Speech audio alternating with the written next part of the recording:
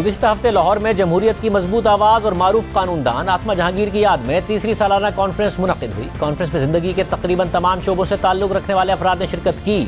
سیاستدان، ججز، وکلاء اور صحافیوں نے اپنی رائے کا کھل کر اظہار کیا۔ عدلیہ کی آزادی پر بات ہوئی۔ خود چیف جسٹس گلزار احمد نے کانفرنس سے خطاب کیا اور عدلیہ پر کسی بھی طرح کے دباؤ کو رد کر دیا، مگر کانفرنس سے سابق وزیر اعظم اور نون لیگ کے قائد نواز شریف کے خطاب کی وجہ سے تنازع کھڑا ہو گیا۔ اختتامی سیشن سے نواز شریف کی تقریر پر حکومت نے اس کانفرنس کو ایک خاص ایجنڈے پر مبنی قرار دے کر اس کے منتظمین پر تنقید کی۔ وفاقی وزیر فواد چودھری نے کانفرنس میں شرکت سے انکار کر دیا اور انہوں نے اپنے ٹویٹ میں سپریم کورٹ بار کو مشورہ دیا کہ سپریم کورٹ بار کو نیوٹرل رہنا چاہیے، صرف اس صورت میں ہی وکلاء کنٹریبیوٹ کر سکتے ہیں۔ ایسی کانفرنس جس سے چیف جسٹس اور سینئر ججز نے خطاب کیا ہو، اس کا اختتام ایک اشتہاری کی تقریر سے ہونا ججز اور عدلیہ کی توہین کے علاوہ کچھ نہیں ہے۔ وزیر اعظم کی مشیر برائے اعتصاب و داخلہ شہزاد اکبر نے بھی اپنے ٹویٹ میں کانفرنس کے منتظمین کی غیر جانبداری پر سوال اٹھا دیا تھا اور آج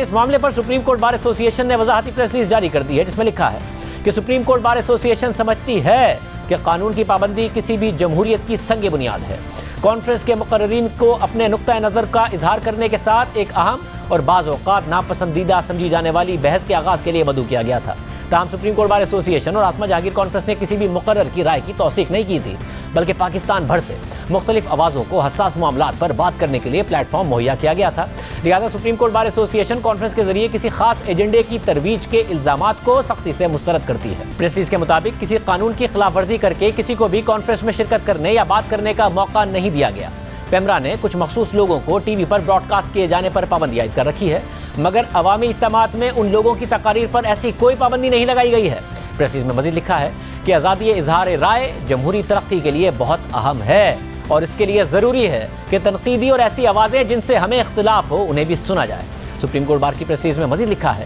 کہ آسما جہانگیر کانفرنس تو آسما جہانگیر کے مشن، ویژن اور لیگیسی کو خراج تحسین پیش کرنے کے لیے منعقد کی گئی تھی، اور آسما جہانگیر وہ شخصیت تھی جو اپنے بدترین دشمنوں کے بھی آزادی اظہار رائے اور بنیادی حقوق کے لیے ہمیشہ کھڑی ہوئی۔ آسما جہانگیر نے جو بھی کیا وہ ان کے غیر متزلزل اصولوں پر مبنی تھا، نہ کہ شخصیات پر۔ وہ تو ان میڈیا کے اداروں اور سیاسی جماعتوں کے لیے بھی آواز اٹھاتی تھی جو ماضی میں ان پر بدترین حملے کر چکے تھے۔ سپریم کورٹ بار ایسوسی ایشن آسما جہانگیر کے ویژن پر کاربند ہے اور کسی بھی بے بنیاد اور سفاک حملے سے خوفزدہ نہیں ہوں گے۔ سپریم کورٹ بار ایسوسی ایشن کی پریس ریلیز اپنی جگہ، مگر حکومت یہ کہتی رہی ہے کہ وہ شخص جسے پاکستان کی عدالتوں نے مفرور قرار دیا ہو، اسے ٹی وی چینلز پر آ کر اپنا موقف پیش کرنے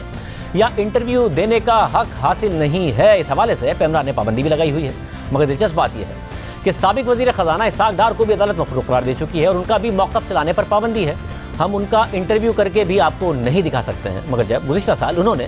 بی بی سی کے پروگرام ہارٹ ٹاک کو انٹرویو دیا اور انہیں سخت سوالات کا سامنا کرنا پڑا اور حکومت کو لگا کہ یہ انٹرویو ان کے بیانیے کے لیے فائدہ مند ہے، تو اسحاق ڈار کا یہ انٹرویو مفرور اور اشتہاری ہونے کے باوجود سرکاری ٹی وی پر چلایا گیا، بلکہ اس انٹرویو کا اردو میں ترجمہ کر کے پرائیویٹ ٹی وی چینلز پر بھی چلایا گیا اور حکومتی وزراء اور خود وزیر اعظم اس کا بار بار حوالہ بھی دیتے رہے۔ تو معاملہ کسی مفرور اشتہاری کو اظہار رائے نہ کرنے دینے کا ہے یا وہ اظہار رائے روکنے کا ہے جو حکومت کو پسند نہیں۔